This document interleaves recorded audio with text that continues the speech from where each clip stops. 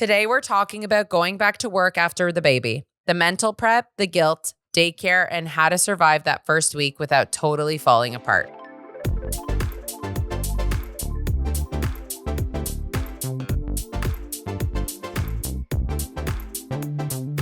Welcome back to the Baby Then What podcast. Today we have an episode near and dear to my heart. Yes. Pretty much the life I'm living. Yeah. A follower asked us a question about going back to work after maternity leave, how to prepare. Like, it was like a bunch of different questions. And I was like, honestly, We have to do it. this is a great episode because I feel like there's so much baggage there that like you have to work through as a mom. It's a that lot. like not men just don't have that. I mean, maybe stay-at-home Dads and do, whatever, but not as much as moms. It's really is a whirlwind, and I feel like nobody prepares you. I mean, everyone makes you feel like it's super normal to go back to work after maternity leave. It's totally fine. I mean, in the States, they do it after like no time at all. really sad, and they just like actually. put this crazy pressure on women, but it's really fucking hard. Yeah. Like, And I want to talk about the first to the second. I want to Yeah. talk about like having There's the a first difference. it's a big difference. there's a big difference. So let's jump into it. So the first. So I feel like going back to work after your first is easier. And my reason is this. After you have your first, your life changes drastically. Like, you're From in the beginning to fucking end. deep end with that new baby. You have no fucking clue what you're doing. No. And you also have like a 6-month-old at home. Like, they're not doing that much. No. Like, it's not the cute stage yet. Like, I personally think the cute stage starts at like 15, 16 months. I when say they're it all the waddling time. around A and they're little saying words. words. Yeah. So until you get to that point, yes, the baby is cute. Yes, you can go on walks. Yes, you can do a music class. You could do everything. But it's not really Yeah, everything. stimulating, and you're not really running around after a baby. No. So with our firsts, we didn't stop working. Yeah, you didn't stop. I didn't stop. I was in the NICU with it because I was like, well, like you could work technically because like if I was working on the computer, like I didn't have to go into an office. So I literally had the baby on me and I was just on the computer. Yeah. And I went back after 6 months, and honestly, I was like kind of bored at the end. Not bored, but I was just like, this is just like, it's a little bit much for me all day, every day, coming from like Being stimulated all day long. stimulated. And so then I went back to work after 6 months, and I like honestly like it was great. I had a nanny. I worked from home. I had like the flexibility to like do both. I wasn't managing so much scheduling and stuff. Like, my baby wasn't in school, like whatever. Fast forward to the second pregnancy, you go on mat leave. Your older one, you're taking to school, most likely. Which you're so happy about, right? It's so now fun. now you took the year off. Yeah. Sorry. Now, not the year off. Now you worked for the year. Yeah. And you came back, you got pregnant. You were still working when you were pregnant. Yeah. And then Till the day I gave birth. till the day you gave birth. And then now you're back and you're like, oh my God, I can spend so much time with my toddler too. Yeah. Like, this is really, really, really nice. That's truly the magic of a mat leave for your second. Yes. You get to have undivided both. attention time with your older kid, that in a stage and an age that's like exceptionally fun. Yes. They are fucking cute beyond. It's the cute toddler era where they're like not so sassy yet and like yelling at you, but like No, it's cute. cute enough that they can do stuff. And I mean, this is assuming your older kid is, between the ages of 2 to 3, let's say.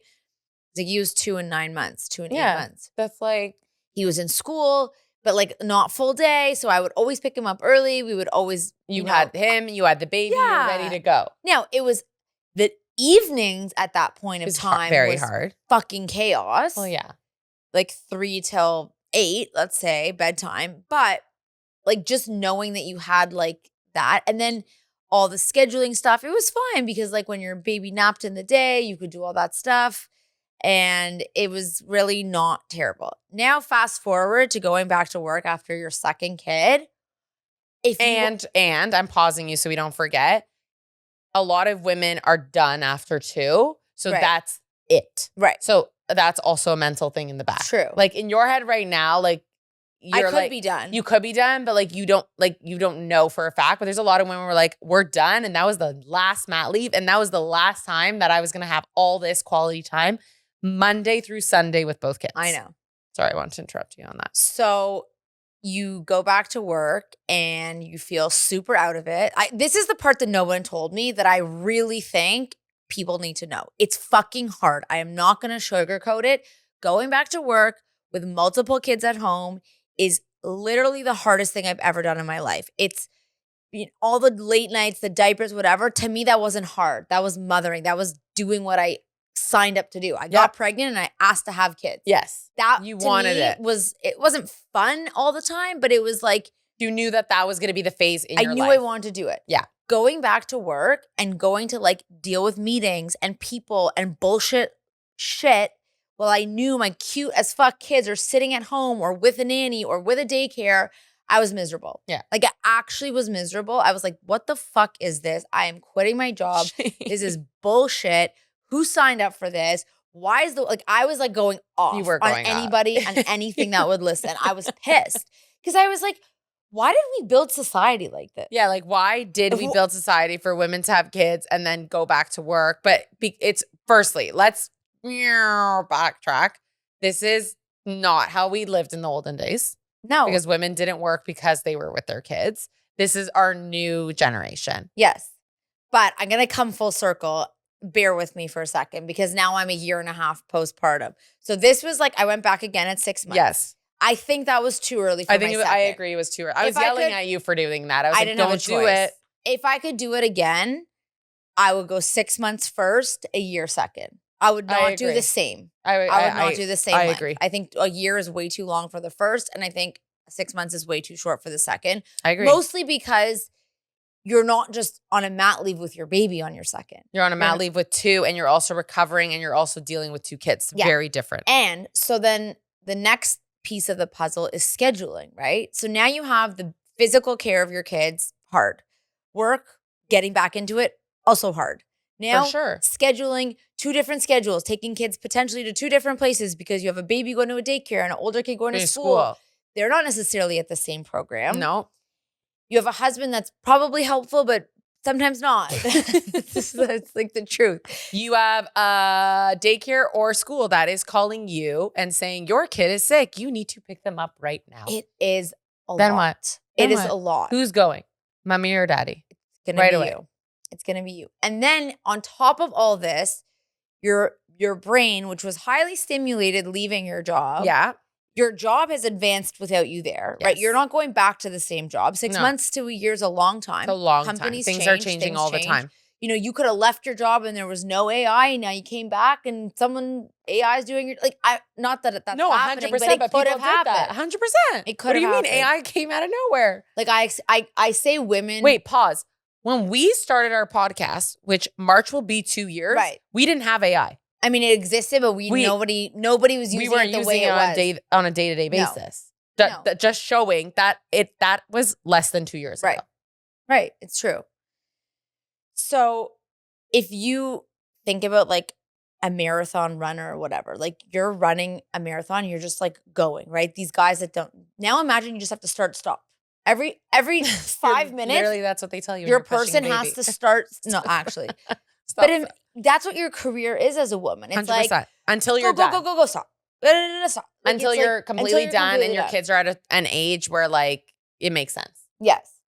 But then you end up that I would say like from the time you go back to work for maybe a year after, it's like truly hell. Like I'm not going to, maybe people think differently and maybe you have a different job. No, I don't know. But now you're like hell. But now let's go fast forward another 6 months. Now my older kid is in full JK. Yeah. So he's like pumped and ready to go to school and excited. He's a person. You have the little guy who's a year and a half. He's like in his programs and happy and content. And if I was doing nothing all day, I would feel really like no, you need your brain to be working. 100%. So and then now I'm at the point where like I feel like I've got into my routine. I've got into my rhythm and I feel like I'm back in the swing of things with work and I'm like back in it and I'm enjoying it. And I had an epiphany the other day and I'm like, if I had quit at a time when I was like in the low lows then I actually would have gone in a spiral worse. Yes, because then you're like, what am I doing? I would have had no job. I would have had no fulfillment. I would have just like, so my best advice to working moms is threefold. One, if you're in the low lows, push through. You can do it. You got to power through. You're going to get to the other side and it is going to be better.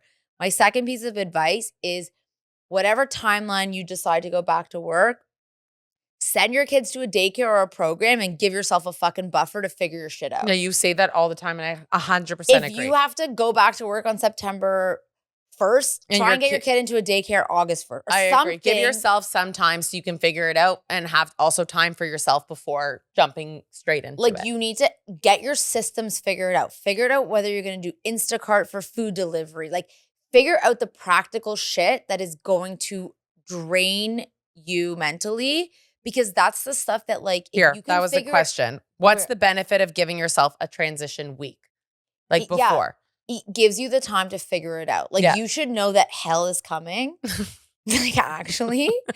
And if I had like, it took me time to figure it out as I went through it. Right. Like if I were to have a third kid, I would have like my meal plan gone. Oh yeah, yeah. I would have my food prepped. I would have my shit dialed in. I would have I would be so. Oh no, it's going to be like a whirlwind. Because you don't have a choice. You don't have a choice. But as every kid gets older, it is easier.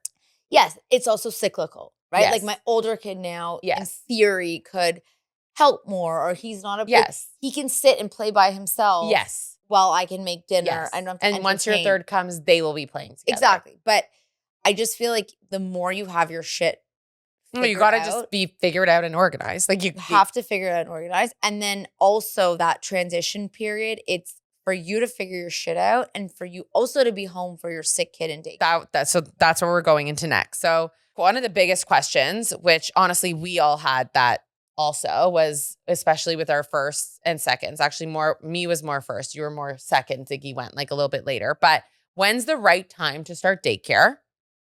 Right before you go back, or should you build in a buffer? 100% should build in a buffer. I actually was talking about this with a friend the other day. I think one is not a bad time to go back to go to daycare because your kid actually doesn't really know what's going on. No. If you send your kid at 18 months, they know. I'm telling you, it's going to be bad. I had it at 14 months and it was bad. Yeah. At a year, they're like aloof. They're honestly, a 1-year-old is a baby. Full baby. They're excited. They're like, ooh, like you're giving your one. Like Benny came to me at 1. If you gave him to me at 1, when you gave him to me at like 15 months, he was like, no chance. Not interested in you right now. When I leave for the day now, he has a stage 5 meltdown. Yes. But at 1 year old, he's like, whatever. Where's the blue ball? Doesn't know the difference. So I would say. I think 1 is a great time, which if you, again, live in Canada, you're very lucky because that's usually your mat leave is a year. And in the States, it's harder. But yeah, honestly, I don't think younger's worse. I think younger's better. Yes. I think older is worse. They don't know. It's younger's worse for you. Yes, not younger's worse for you. No, exactly. But whatever day you decide to do, I would not send your kid to daycare the same day you go back to work. No. You're going to be an emotional wreck. You're going to feel so guilty. You're going to want to like pick them up early. You're going to want to be with them. You're going to want to make sure they're okay. You're going to just want to. The first year is very fucking hard. Yeah. You're not going to want to do so much transitions and events in one day. Like it's just going to overwhelm you. So the longer you can stretch that out, the better. And they're getting sick. The first year of daycare or programs or anything. That's what we were talking about. I'm like don't worry. They are sick constantly. Yes. Just so you know, like we're not sugarcoating it. It gets easier. But I remember it's a constant. It was like, oh, you're out of it for a week and you're back in it. Yeah. And so then if you bring have the to second one home and then they're both sick. Exactly. And then if you have to go back to work and start to impress people again, and you're going like, home. Oh, I'm leaving. Then you're like just going to give off a bad impression right away and just be like, is this bitch coming to work or is she coming to like play it's with her kids? It's really, really sad because it's falling on you. But I also think like in general, people need more compassion for moms. Like it's weird to me when women in the workforce are rude to other women in the workforce. Like, fuck you, bitch. I know. Like, you know. Like, you know. You know how hard this is. Yeah. Why are you being mean? I know. Because women are bitches. They are. Women are bitches. Like, we know. They really are. And I'm like, I do have a company, but like, I really think it's important to like support women I 100% agree. My other tip would be also, if you can, see if you can work from home or have more flexible hours in the first couple months back, because you never know when the sickness is going to hit. Might not be the first week, might not be the first 2 weeks. So like for me, I worked it out where like I didn't go to my office for my first 3 months back. Right. It just gave me the extra little bit of a buffer that not that you weren't going to work, but just like. But you were home, so you were able, if someone was sick, you had that flexibility. And just not having to commute so that you could spend that extra couple hours that you needed in a day just to like read stuff a second time, because you're also still postpartum. It takes a full 2 years to really feel like yourself. And I've read somewhere that it takes 7. I don't believe the 7 so far, but it really does take 2 full years to like get it. Your brain shrinks. Like it's a real thing. Like I literally, someone was like, I was like slurring my words. You're like drunk. I'm drunk. Like I'm not drunk, obviously, but like I'm slurring my words because your brain is shrinking. No, it's shrinking and shrinking. But this goes into the next question, which is actually a really great question, because I had a really hard time with this with my first kid, was what helped you build trust with caregivers and let go of control? So caregivers meaning parents, can mean a nanny, daycare, anyone who's supporting you. A lot of first-time moms have a really big problem. I had a really big problem with that. I literally didn't want anyone touching my kid. But let me tell you, that second kid came and I was like, who wants him? Yeah. He's for sale. Kid for sale. Who wants him? Literally. No, because you can't. You can't. But it's a real it's really thing. At one point I have my nannies in like a crew with other nannies, and they all were doing like music class together, and I was like, what is this? Why am I working and she's fucking playing with all the kids all day? I was like, what is But you trust her. But you're happy. But it for sure takes time. It's trust. It's a big trust. Yes, it's a big trust. I think the way you build trust is, like I said, there's the best thing you can do is have overlap. Like if you can work from home and your nanny's in the house, that's, an opportunity for you to help with mealtime. I agree. Be involved, watch, see what's going on.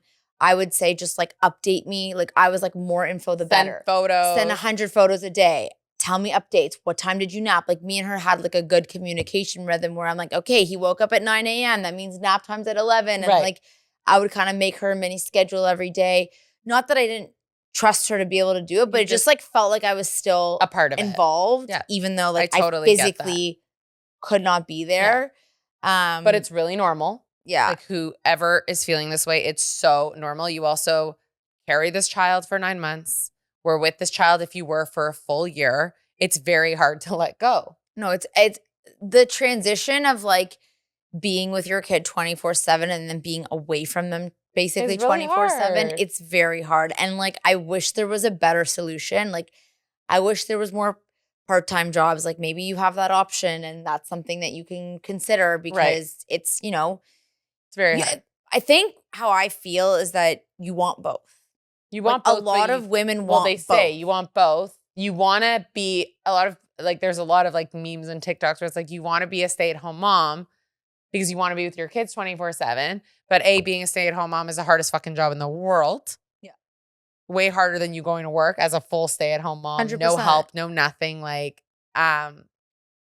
you want to get stimulated. Yeah. You want your brain to work. You want to be like, you can't just be in that baby mode because you'll also go completely, totally fucking nuts. No, I think you want both. You want both. But you can't have both. Well, so I don't, that girl Shonda Rhimes, like the one that made Grey's Anatomy, she does this speech where she's like, everyone asks her, how is she like a powerful working mom? And she's like, the truth is they're like, how do you do it all? She's like, I don't do it all. She goes, if I'm succeeding at work, I'm failing at home. If I'm writing an amazing script, I'm missing my kid's recital. If I'm sewing my kid's Halloween costume, I'm missing Sandra Oh's last scene on Grey's Anatomy. She's like, it's trade-offs. Exactly. It's trade-off. It's literally the same thing as they say in a marriage. It's compromise. It's literally compromise. Like you're literally compromising one thing all for the day. other. And like, I think that's the exhausting part, is because you're constantly like, what am I choosing? Should I give this up? Should I give that up? And I think why I feel more at ease now is that like, it feels more balanced naturally. Like my kids are more naturally going places and happier places. Like also we get to hang out. Remember in the beginning of those beginning play dates are for the moms fully because the kids are just sitting there. Then you reach a play date where you're chasing your kids, so you're really not talking to your friends. The play date's literally just to you each run after your kids. Show up at the same spot at the same time, but it wasn't enjoyable. Now, if I come over to my kids, we're hanging. Yeah. The kids are having fun. Yeah. So you just got to get through the tough parts. Yeah. And it does get easier. It does. It really does. And then again, you're back to work. You're back in your groove. You're traveling again. Like you're in it. You figure it out. And I think your kids also realize like there's that age gap. I think like it's like 1.5 to maybe like 2.5 where they're kind of like, are you coming back? Like, where are you going? Why are you doing this to me? And then over time, they're like, they can accept a FaceTime and be like, oh, mommy's coming home. Yeah. She's doing this. They understand more. And I think it makes it easier. But like at the same time, like you're still also trying to like progress your career and, you know, work extra hours and stuff. Like you really have to put in extra work. Like for everything. You're putting in extra. And also extra like, work. What about like, we're talking about work and we're talking about kids. And then what about your social life? Goodbye. What about like, goodbye. But like, goodbye. What about like your own mental health and social life? Like yours. I honestly, like I was telling someone the other day, I used to like love partying. I love to go out. I love to do all these things. I want to stay home. Now I have anxiety when I go out because I'm like, are my kids going to wake up early? Am I going to have to be up at 5 a.m.? Yeah. Should I stay home and like do that? You were up. We were just out for our charity event. I can't. We were in bed and I literally get on Insta. I planned my whole day of like, I'm not leaving bed for the first couple hours in the morning. Like I had help in the morning after the charity event.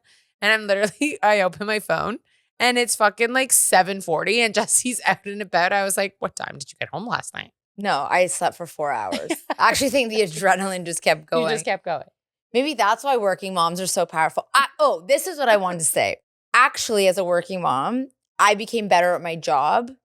Because you knew how to multitask and do a million things at once. And you just make decisions faster. Because you don't care about the bullshit. No. Someone's coming to you with a bullshit problem. And you're like, I don't care. I don't give a fuck. Figure it out.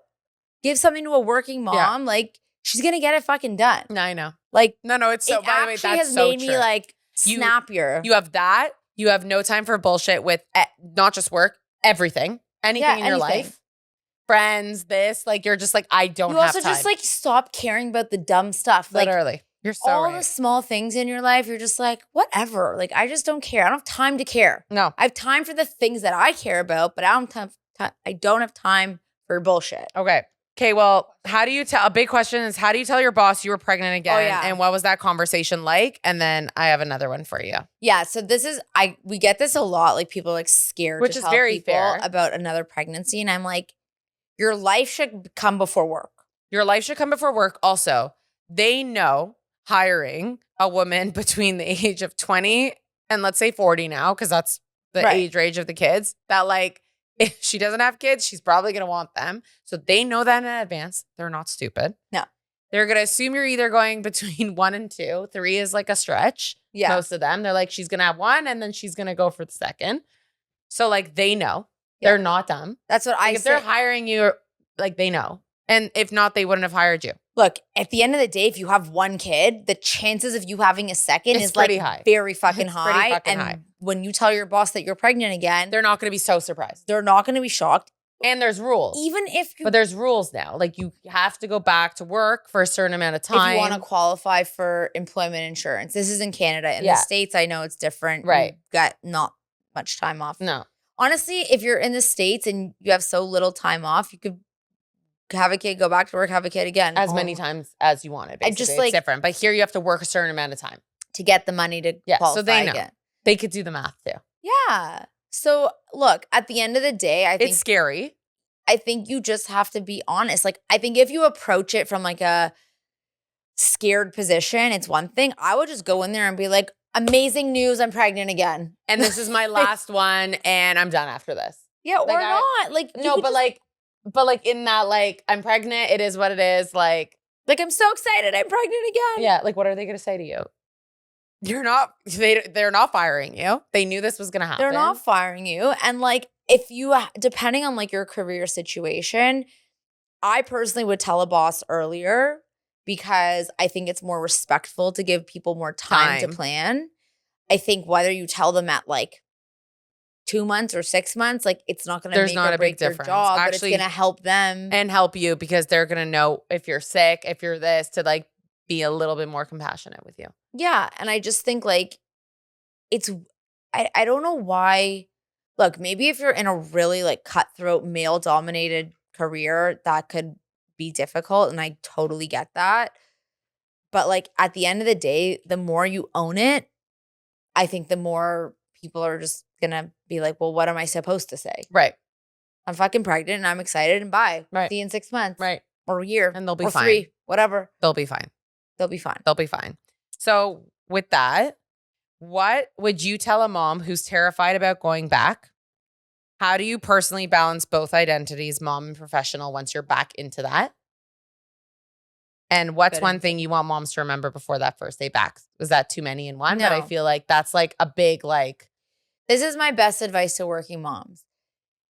Be present where you are. When you're at work, be at work. When you're at home, be at home. Set your boundaries early and often and repeat them. And if you are finding that people are pushing your boundaries, like your, work people are calling you when after hours that you said you haven't done that, you have to be so tight on your work game and consistently deliver so that you have a leg to stand on. Right. Because if you're killing it, no one's going to say shit to you. No. They're going to say shit to you when you're starting to slack or whatever. And if you have a real problem at work, talk to your boss immediately and say, I need these 3 things to accommodate and I'm going to get my stuff done. I'm going to keep performing and tell them your vision. But like you also have to be really present when you're home because then you're not going to feel like your job was worth it. If you're doing your job and then you're just like rushing home and then sitting on your phone and whatever, like I've done that before. We've all, everyone has done it. Your husband has done it. And my husband has done it. We all do it. And then you go to bed that night and you're like, I spent no time with my kids. And then you feel guilty and then you start the next day shitty. Like it's not a good thing. You end up in a cycle. Our phones are really ruining everything. It is. Really I really think. That's a whole other topic. But no, I agree. We should literally do an entire episode. But if you can be present with your kids, do real activities with them, play games fulfilled with them, dance with them, be at home with them, and do like I don't know. You see me post shit. I make up a weird fucking thing every day. Great. But I feel like I'm like you're doing something with them. Exactly, and they feel like you're doing something with them, and they don't know if you're with them for 10 minutes or 3 hours. To them, just being present without that phone staring at them, and it's the same thing at work.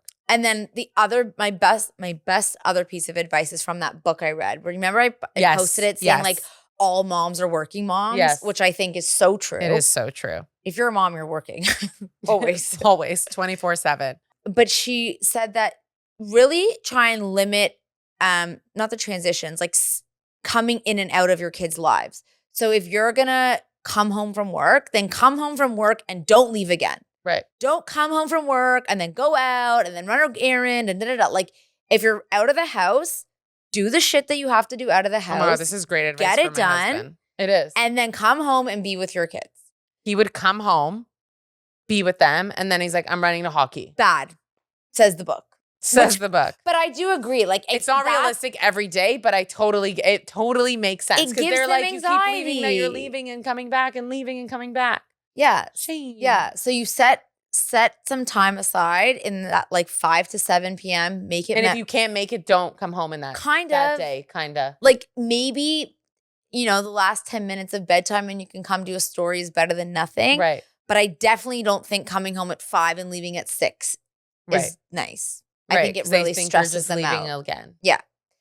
So that's the only thing that I think that's changed my perspective because I was like, fuck, I feel like I've done that before. Or we've all done it. Come home and you're just I have a meeting. I have to sit on my phone. I can't do this. So they saw you and they're so excited to see you, but you're not actually there. It's worse. It's a really good tip. But you do it selfishly. All the time. Like I would come home and be like, I want to see my baby, but I have a meeting in 5 minutes. So I want to come in, give a kiss, and then go. Yeah. Worse.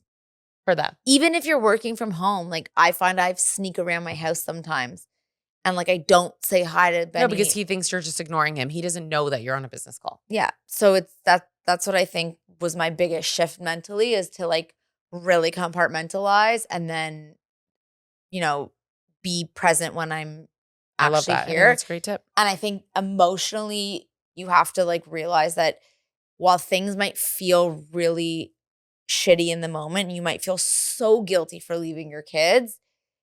I think they're more resilient than you think. And I think if you can be in a job or a career where you feel fulfilled, I really think that on the flip side, when your kids are 4 and 6 and beyond, you're going to be so proud of yourself to tell your kids that you like have a career and you do stuff and you accomplish things in your life, whatever that might be. So I don't know. I literally toy with it every day. Like I feel like it's like a thing in my head and it's tough, but you got this. Wait till I have a third. No. You got this. You'll be totally fine. You'll be totally fine. So, oh God, going back to work doesn't mean you stop being mom. It just means you're learning to be both. It just means you have more jobs. It just means you have more jobs. But you got this. You got this. We have to leave it off at you got this. No, but remember the cortisol thing? That's my only other thing. I researched the other day how to reduce stress and cortisol as a working mom because I'm like, I feel like I can't lose weight anymore because I have too much stress. It's just like not happening. They were like, sleep, rest, take on less. No, I literally, like, Jessie's writing me this whole essay about how she's gonna reduce her cortisol. And I'm like, okay, so you mean just take a vacation by yourself. Okay, great. Okay. So yeah, I don't know how to do that. It's not happening. No. It's not happening right now. You have multiple jobs for the rest of your life. Yeah, it's done. It's done. But you're gonna be great. You're gonna do great. You're gonna sweetie. do great. You're gonna do great. You're a badass bitch. And with that, we'll see you next week.